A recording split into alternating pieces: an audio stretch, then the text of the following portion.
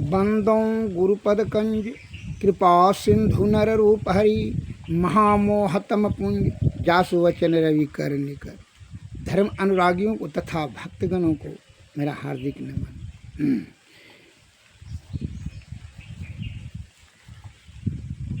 संत वाणी में आया है शब्द, संतन की मति अति गोई, इसे जाने नहीं कोई। संतों की मति अति गंभीर होता है। वह अंतर्मुखी अंतर साधना में लीन होने के कारण से आत्मा में ज्ञान होकर करके वह उनके शब्द में अत्यंत गंभीर होता है, जो कि विषय से परे वाला शब्द बोलते हैं, ऊपर उठ गए। इसलिए और साधारण जन विषया आसक्त होकर करके विषय का चिंतन करते हैं और विषय का चिंतन करने से वह कामना उत्पन्न होता है और वह कामना से दुख रूपी दलदल में धंस जाता है। एक सेठ जी इसीलिए उपनिषद में बताया है कि बिना सद्गुरु के कृपा से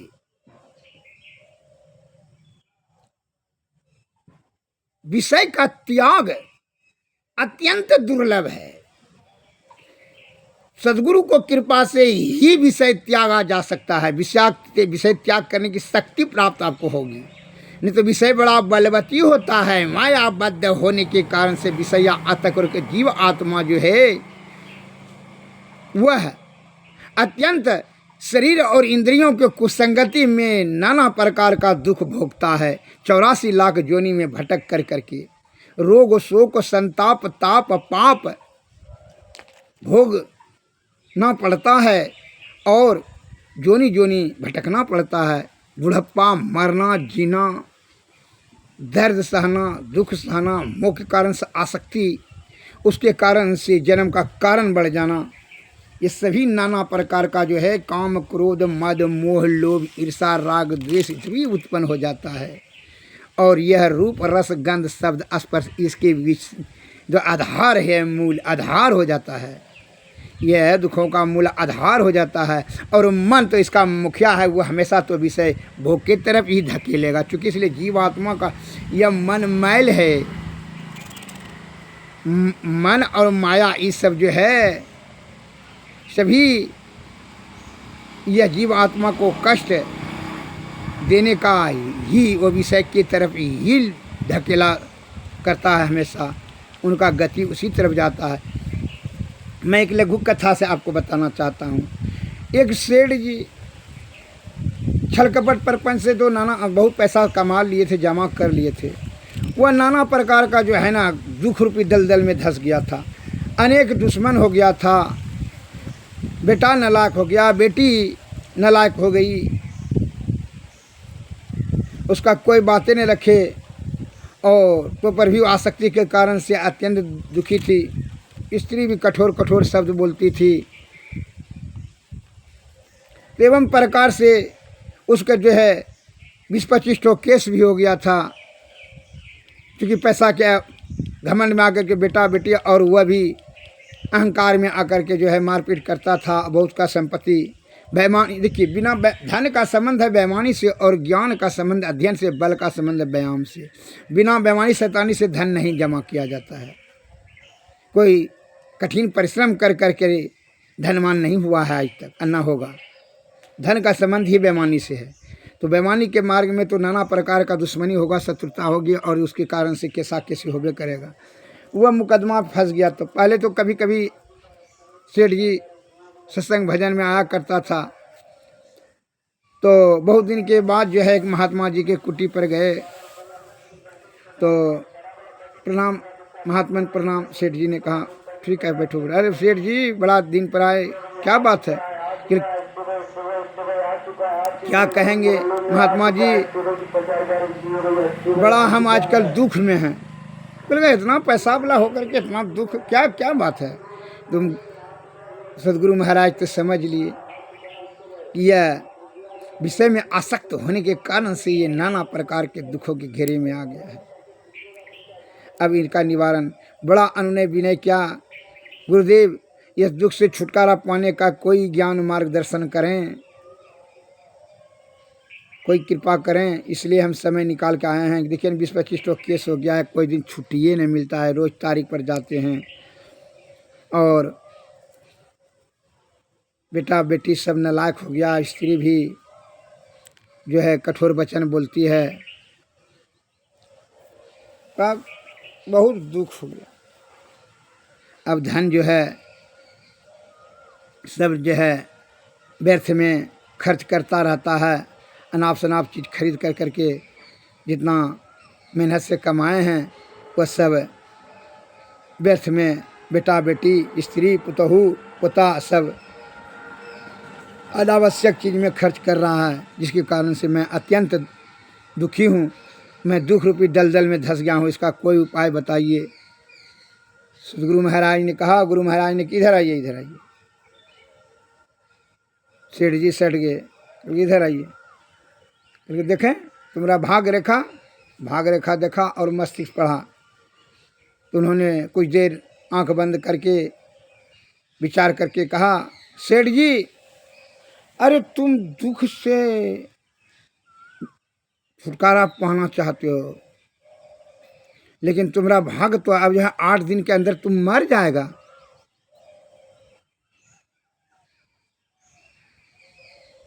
7 दिन के अंदर तुम मर जाएगा, 1 सप्ताह में 7 दिन के अंदर तुम मृत्यु निश्चित हो जाएगी। ये तुम्हारा जो है हम ध्यान से देख लें। तो अब तो वह चिंता से उसका मुख सूख गया और आंखों से आंसू गिरने लगा, शरीर से लगा कि कोई चीज़ पर उसका निकल गया। अब जो भी बेटा पुतहू बेटी जो सब खर्च कर रही थी, ये सब बात को भूल गया, केस मुकदमा सब भूल गया और जो है वह केवल मौत ही मौत, उसको चारों बगल मौत ही मौत नजर आने लगा कि अब तो मृत्यु निश्चित है। क्या महात्मा जी तो पहुँचे हुए महापुरुष हैं, इनका बात तो कभी व्यर्थ नहीं होता है। तब तो बड़ा मुश्किल है। अब तो इनको जो है इतना चिंता कि वह पहले वाला चिंता सब भूल गया। अब मौत को ही मौत वो हमेशा ने। तो इसने कहा कि महात्मन प्रभु इसका कोई उपाय नहीं है। उपाय कुछ नहीं, एक काम करो कि क्या, क्योंकि मौत तो निश्चित है, लेकिन एक ठो बात बता देते हैं तुमको कि तुमने नाना प्रकार का जो कर्म कुकर्म जो भी इसके साथ शत्रुता दुश्मनी मित्रता किया है, तो इस सब का पाप से तुमको जो है ना नरक जाने से तुमको हम बचा सकते हैं। क्योंकि वो कैसे, क्योंकि मृत्यु तो निश्चित है, लेकिन नरक जाने से तुमको हम बचा सकते हैं। ये सभी जितना शत्रु है सबको अहंकार तो त्याग कर के सबसे जो है कंप्रोमाइज कर लो, मिल जाओ और सबको जो है दया क्षमा मांग लो और जो जिसका जो चीज़ लिया है उसको दे दो। तब तो तुम्हारा मौत दान का तो निश्चित है। तो तुमको तो लेकर साथ नहीं है ना कुछ दास्ता करोगे तो नहीं महाराज, क्योंकि जो भी चीज़ उसका जिसका जो चीज़ दिया है बेमानी स्थानी क्या है, एकदम निष्कपट होकर के तुम सबको दे लेकर के सलट दो। जिससे भी शत्रुता है उसको जाए घोड़ा लग लो, जो है जिससे अहंकार से त्याग कर करके अब जो है उनका दया की ज़रूरत है, तब वो क्षमा कर देंगे। तब जो है ना तुमको जो है ना पाप तुम्हारा नष्ट हो जाएगा। और तो साधु महात्मा को भोजन कराओ, निसहाय सहाय का जो है बीमार है उसका भी तो चिकित्सा कराओ। कुछ अब जो 7 दिन के अंतर्गत में जो करो और सत्संग पर वचन कराना शुरू कर दो।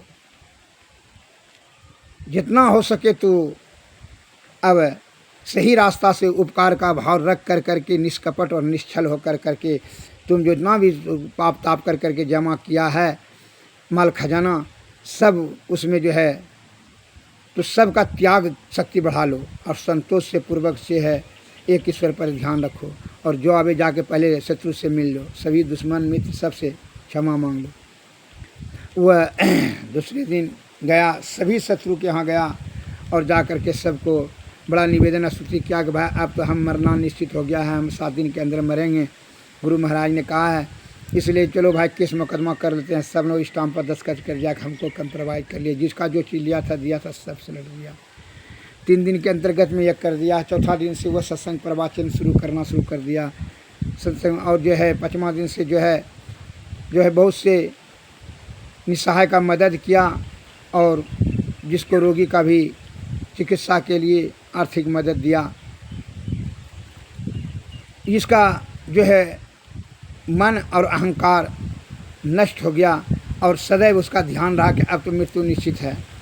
सब जो है उसका खाली उपकार का ही भाव रहा कि अब जो है नरक से बचने के लिए मौत तो अब निश्चित ही है। जिसको मौत जान लेता है जो पक्का, उसकी भोग की समाप्ति हो जाती है। उसको अब कुछ अच्छा नहीं लगने लगा। स्त्री पुत्र पुत्री धन जन परिवार कुछ अच्छा नहीं लगने लगा। संत वाणी में आया है जिसको मौत जो जान लेगा उसकी भोग की समाप्ति हो जाती है। अतः इसको मौत जब जान लिया तो इसका भोग समाप्त हो गया। जिस प्रकार राजा परीक्षित ने जब जानकारी हो गया कि 7वां दिन जो है पहले सेठ जी का सुन लिया जाए, तो सेठ जी जो है 7वां दिन हो गया, बड़ा सत्संग प्रवचन सुनने करने लगा। बहुत जो है उपकार की भाव होने लगा, जय जयकार होने लगा सभी के मुखारबिंद से। और सेठ जी के प्रति बहुत साधु महात्मा और निस्सहाय गरीब सब जय जयकार सेठ जी का करने लगे। और तब जो है 7 दिन हो गया, 8वां दिन हो गया, 9वां दिन हो गया, कुछ नहीं हुआ। तो आए महात्मा जी के पास, महाराज आपने कहा था कि 7 दिन में मृत्यु होगा, तो है तो 9 दिन हो गया, अभी तो हम मरिए नहीं रहे हैं। तो आप भी झूठ बोलते हैं महाराज। कल के रे मूर्ख, तू इतना तो नहीं समझ सका, तू जब ही मरेगा तो 7 दिन के अंतर्गत में ही ना मरेगा रे। सोमवार मंगल बुध बृहस्पति शुक्र शनि क्या इतवार, जब भी मरेगा तो 7 दिन के अंदर ना मरेगा। उसमें झूठ क्या बोले रे। दुख पहले बताओ कि दुख है, शत्रु है, आपको प्राण का भय है, क्योंकि ना आप तो जो है ना सब शत्रु कम परवाज कर लिए। जो है बहुत से संपत्ति जो रखे थे बैंक तंग में पैसा, तो वो भी तो बहुत का उपकार कर दिए। क्योंकि तुम्हारा जय जयकार होने लगा ना, कैसा अनुभव करते हो? क्योंकि तो आप तो सुखी अनुभव करते हैं। क्योंकि यही तो तुम पहले प्रश्न क्या प्रश्नों का हम तुमको जवाब दिए कि इस दुख से छुटकारा पाने का हम तुमको बुद्धि बताएं कि दुख क्या है। विषय में आसक्ति की कामना रखना ही दुख है रे मूर्ख। तो हमेशा विषय का ही चिंतन करते हो, सही परिवार को, पत्नी को, पुत्र पुत्री को सबको खुश करने में लगे हो, शत्रु को परास्त करने में लगे हो। यह काम क्रोध मद मोह ईर्षा सभी तुम्हारा शांत हो गया। मन तुम्हारा जो है और अहंकार सब खत्म हो गया, छिन्न हो गया। क्योंकि इसलिए तुम्हारा ध्यान हमेशा कहाँ रहा? विषय भोग में नहीं रहा, तुम्हारा ध्यान हमेशा मौत पर रहा। इसलिए तुम्हारा अहंकार मद अभिमान सब जो है शांत हो गया। अतः तुमरे में त्याग शक्ति है, संतोष हो गया और विषय से तुम दूर हट गया, इसलिए सुखी हो गया। इसलिए दुख क्या है समझ लिए निचोड़ में कि दुख विषय भोग में आसक्ति की कामना रखना ही दुख है। उसका त्याग दिया जाए तो क्या होगा? फिर सुख ही सुख है। इसलिए कहा जाता है कि राजा दुखिया प्रजा दुखिया, जोगी को दुख दुन्ना। अब कहे कबीर सुनो भाई साधु, एको घर ने सुनना। जब तक विषय में आसक्ति की कामना रहेगी तब तक दुख आपका पीछा नहीं छोड़ेगा। आप जंगल चले जाइए कि परिवार के साथ रहिए, घर में रहिए, कमल पुष्प तभी देवी देवताओं भगवान के चरणों में अर्पित किया जाता है, राजाओं के सिर पर चढ़ा जाता है। कब? जब कीचड़ में ही उत्पन्न होता है। लेकिन जब वह कीचड़ में संव्याप्त नहीं होता है, कीचड़ से विरक्त हो जाता है, कीचड़ का त्याग देता है, तब जो है वह क्या होता है? ईश्वर और देवी देवताओं के माँ सरस्वती के चरण कमलों में जाकर के अर्पित करने के योग्य होता है। कीचड़ को थोड़ी आपको चढ़ाने के लिए जाता है देवी देवता के चरण में। कि कमल को, जबकि कमल कीचड़ से ही उत्पन्न होता है। उसी प्रकार मायाबद्ध जीव ये तन जो है माया से ही उत्पन्न हुआ है, विषय भोग से ही उत्पन्न हुआ है। लेकिन कैसे रहना चाहिए? हमारे गुरु महाराज कहते हैं, कर से कर्म करहि विधि नाना, चित राखो जहाँ कृपा निधाना। कर से कर्म करो और चित रखो जहाँ कृपा निधाना। जहाँ ईश्वर है वह चित्त को, ध्यान को स्थिर कर करके प्रणव बिंदु पर रखो। ईश्वर प्राप्ति करने के बारे में सदैव संलग्न रहो।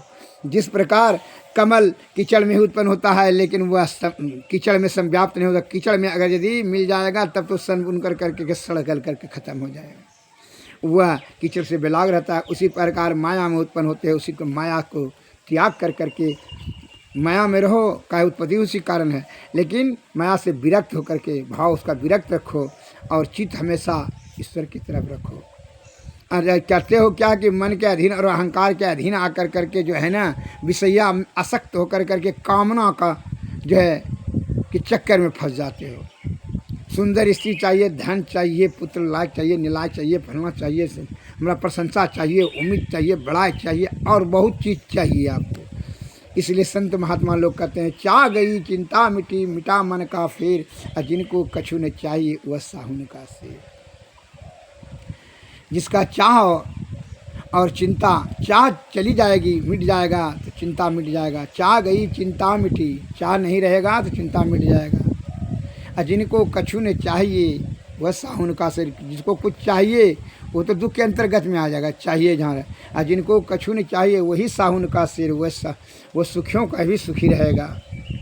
इसलिए यह कामना का त्याग, विषय की आसक्ति का कामना का त्याग ही, और कामना का त्याग, विषय की कामना का त्याग कैसे संभव होगा? यह सद्गुरु के कृपा से ही संभव होगा। अतः सद्गुरु के शरण में जाएं, उनकी कृपा से, उनकी सुसंगति से, उनके धर्म के प्रभाव से आपको विषय त्याग करने की शक्ति होगी।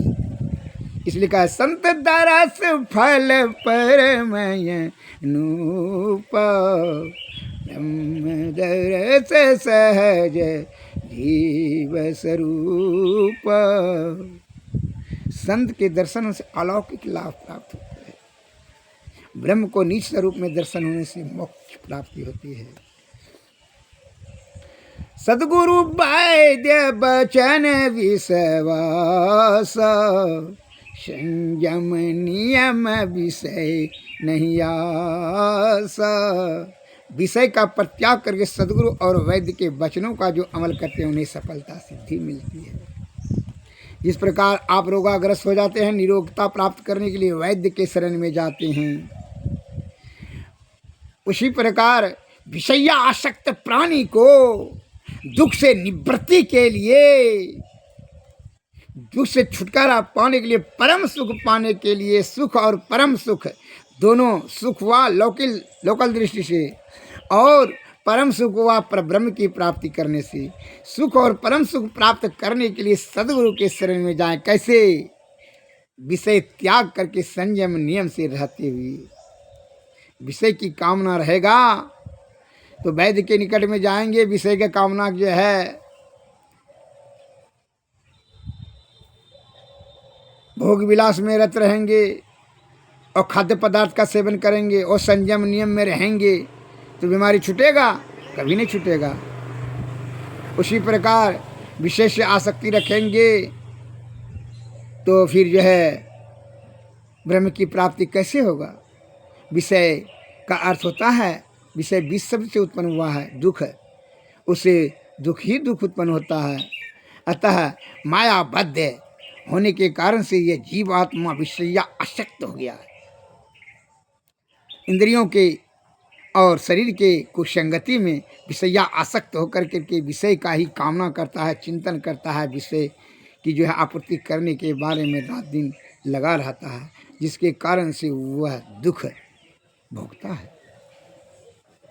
अतः इसलिए इसके निवृत्ति के लिए अध्यात्म का ज्ञान, साधु की संगति और प्राण स्पंदन वायु निरुद्ध करने की ज्ञान विषय त्याग की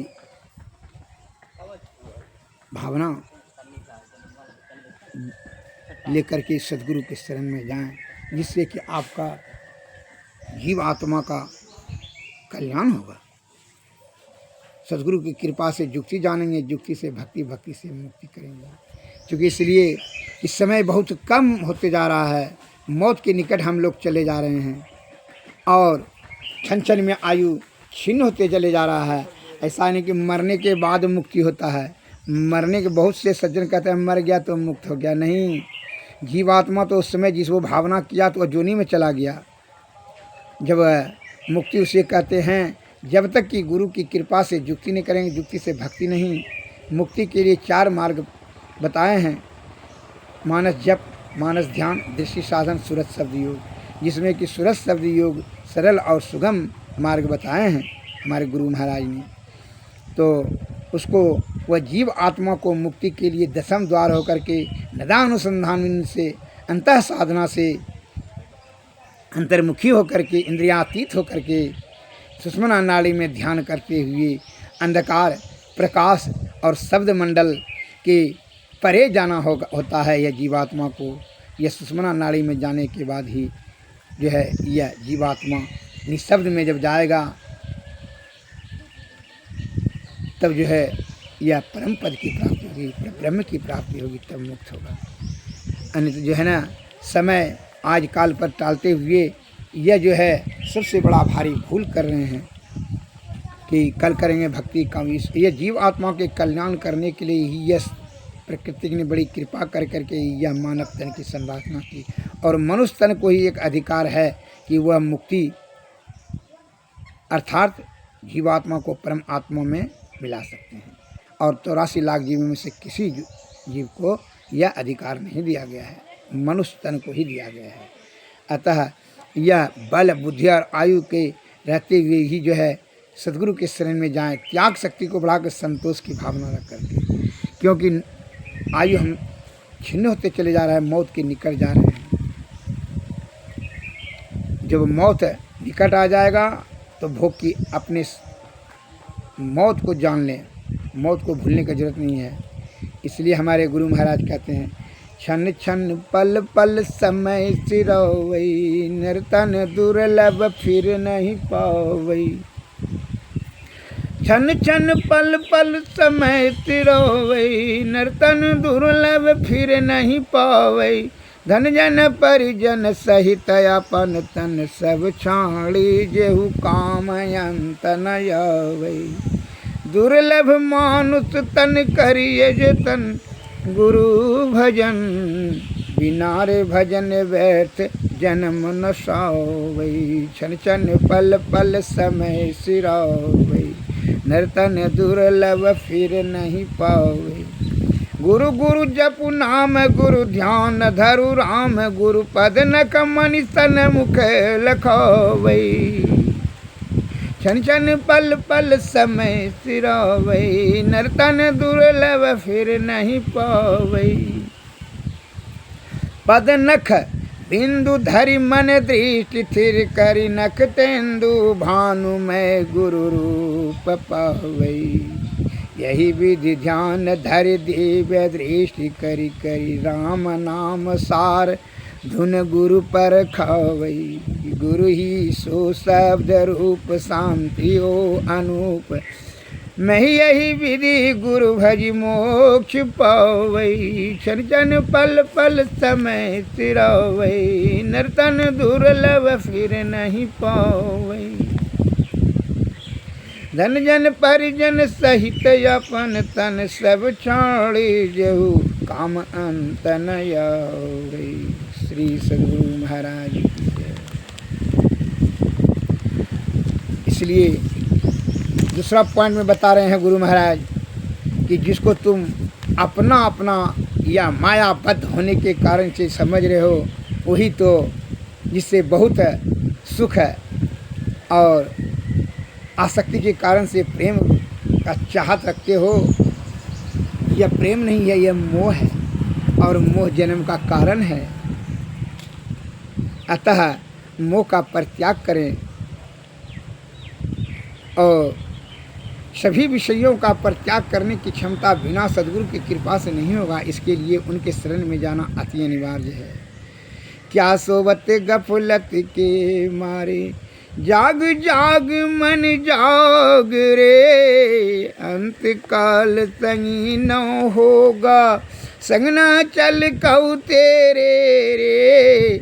यह धन धाम कुटुम कबीला, सब स्वार्थ के चेरे रे, अपने अपने सुख के साथी, हेरे न कोई दुख तेरे रे। तन मन सुख है ना सुख तेरो, आत्म सुख निज तेरे रे।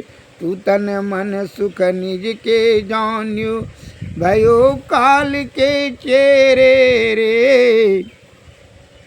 दृढ़ परतीति प्रीति करी गुरु से, कर सतसंग सवेरे रे। यही विधि भव फंदाव कट जई हैं, यही विधि भव फंदाव कट जई हैं।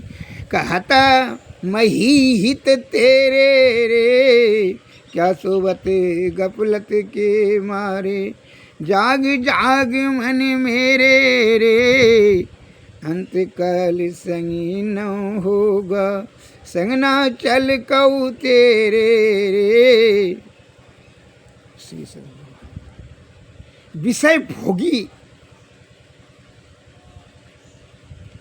जो विषया आसक्त प्राणी है, उसके शब्दों का अमल कदापि न करें। इसलिए कि वह विषय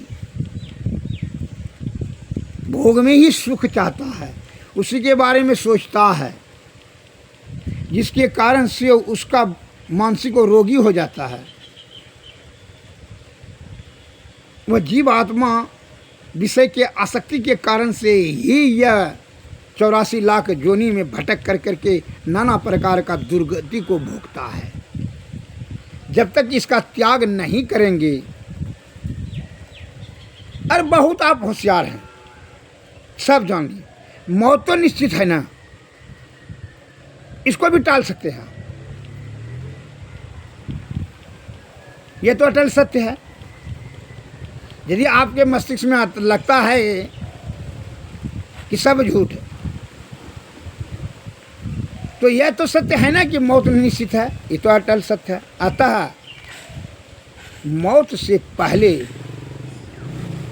जब यह सब चीज़ छूटेगा ही, तो पहले ही छोड़ने की भावना रखेंगे, जिससे कि इसको आसक्ति नहीं होगा और ना काम उत्पन्न होगा। और काम में विघ्न पड़ता है, मोह से आसक्ति होती है, आसक्ति से काम उत्पन्न होता है, काम में विघ्न पड़ता, क्रोध होता है, क्रोध से बुद्धि अधपतन हो जाता है, जिसके कारण से जीवात्मा की दुर्गति हो जाती है।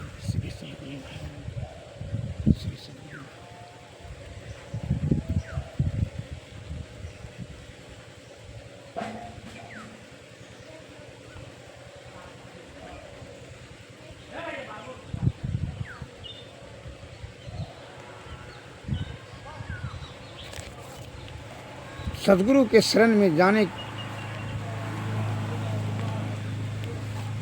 की आवश्यकता है। गुरु की कृपा से ही आप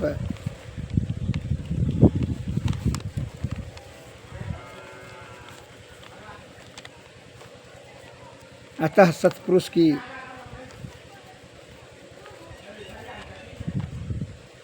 स्तुति करें, क्योंकि उनकी बड़ी कृपा रही है। उनकी कृपा से ही यह जीवात्मा का कल्याण कर पाने में सक्षम हो सकेंगे। सतपुरुष की यारति कीजिए, हृदय अधर को थाल सजीजे। दामनी ज्योति झका झक जाऊँ मैं, तारे चंद अलौकिकताओं में। आरती करत होत यति उजल, ब्रह्म की ज्योति अलौकिक उजल। सन्मुख बिंदु में दृष्टि समावे, अचरज आरती देख न पावे। दिव्य चाक्षु सो अचरज पेखे, या जगतु सुख तोक्ष कर लेखे। होत महाधुनयन हद कीरा सुनत सूरत सुख जलहत घनेरा सुरत सार सबद में लागी पिंड ब्रह्मांड देह सब त्यागी आत्म अर्पी के भोग लगावे सोवत सेवक से विभाव छुट जावे हम प्रभु प्रभु हम ही कहीं होई द्वंद अरुद्वैत रहे नहीं कोई मैं ऐसी औरत कीजिए भव मह जन्म बहुरी नहीं लीजिए श्री सद्गुरु महाराज सद्गुरु नमः।